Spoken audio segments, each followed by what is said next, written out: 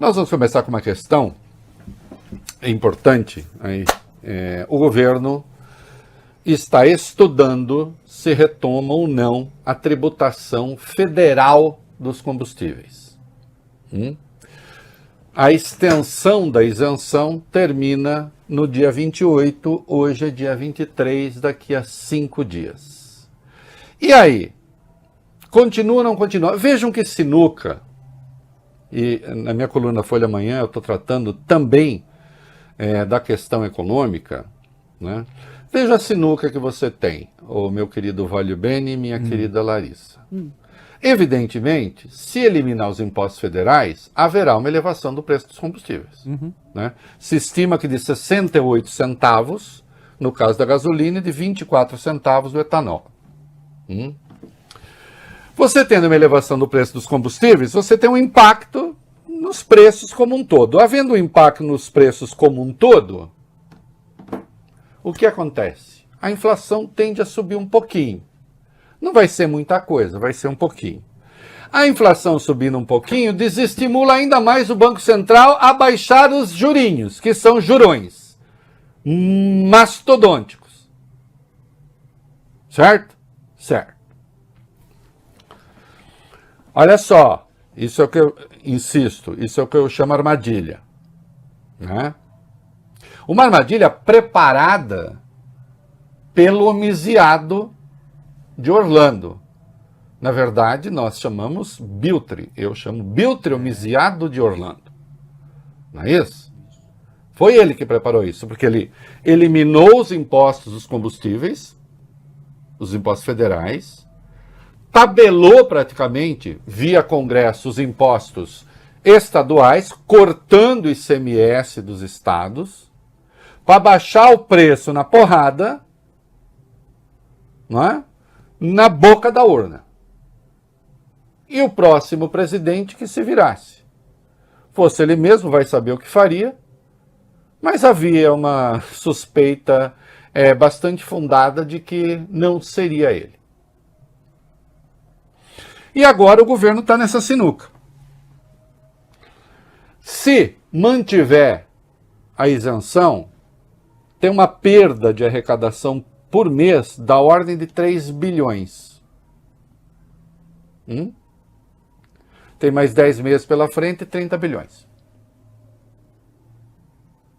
Considerando que você tem aí um buraco de 230 bilhões nas contas, o combustível estava ali entre a volta da taxação do combustível, entre as medidas para recuperar receita e, recuperando receita, diminuir o buraco.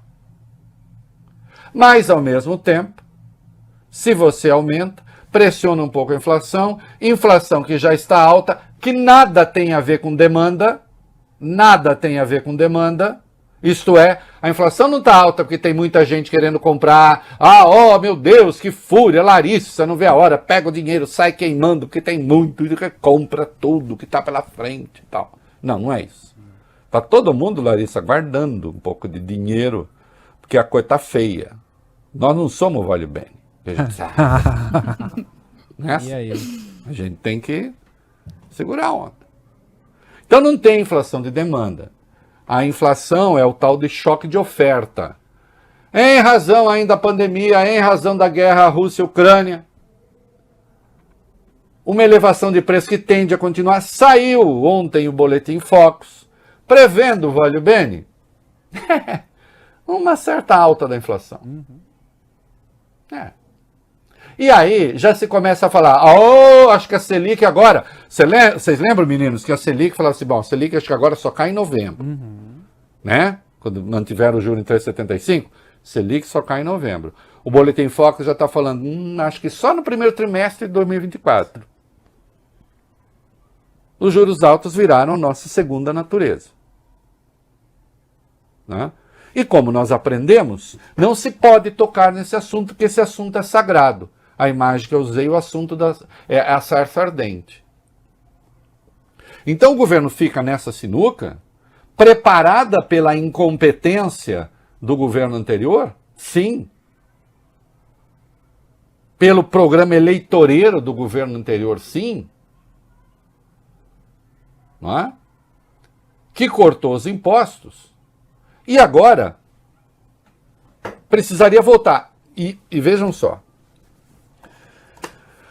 Ai, que preguiça.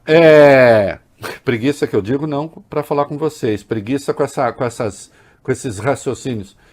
Ô, Valeu Bene, se o Lula decidir manter a isenção, sabe o que vai acontecer? O dólar vai subir. Que vai falar que o governo está fazendo uma aposta na irresponsabilidade fiscal. Se voltar a cobrar os impostos, pode ser até que o dólar caia. Mas aí o ambiente econômico se torna mais restritivo. Porque isso reforça, porque vai haver um impacto na inflação, a posição daqueles que querem manter a taxa de juros. Que está infelicitando a economia brasileira. Né? Aliás, o secretário executivo do Ministério da Fazenda, Gabriel Galípolo, né, afirmou que a equipe está trabalhando para evitar qualquer crise de crédito no país. Um governante tem de falar assim mesmo, não tem que falar, tal, a crise de crédito, infelizmente, já existe. Os bancos já estão emprestando muito menos. Por quê? Porque o risco de inadimplência sobe. Os balanços dos bancos já não foram tão bons. A Febraban está pedindo queda na taxa de juros. Né? Dia desses, o presidente, o Trabuco, o presidente do Conselho do Bradesco, dizendo que a administração de uma taxa de juros tem que levar em conta várias coisas, inflação, mas também o nível de atividade, etc. Ele lembrou como se faz no resto do mundo, como faz o BCE, o Banco Central Europeu, como faz o Banco da Inglaterra, como faz o Fed, que continua com juro negativo.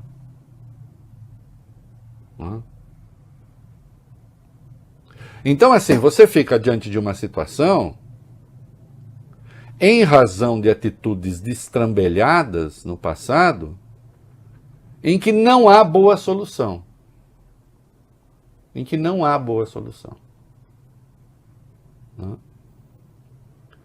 Acaba a isenção de impostos, sobe o preço do combustível, pressiona a inflação, mantém os juros elevados. Não faz essa pressão sobre a inflação, aí vão falar, isso é irresponsabilidade fiscal. Aí recomeça a especulação.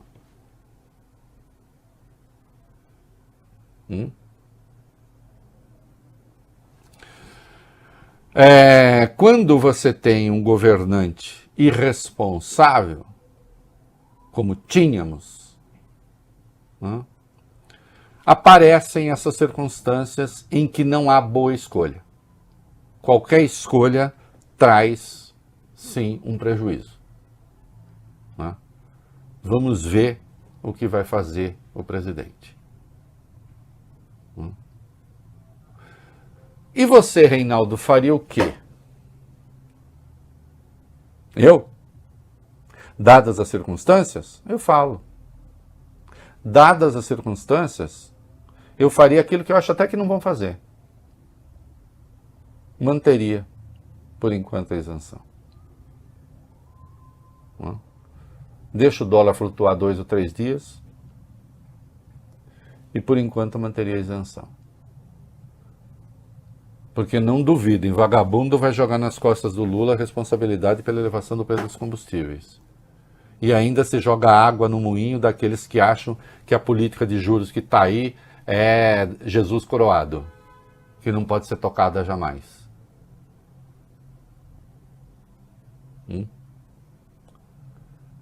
Mas acho que tendem a arcar com o custo da volta da tributação.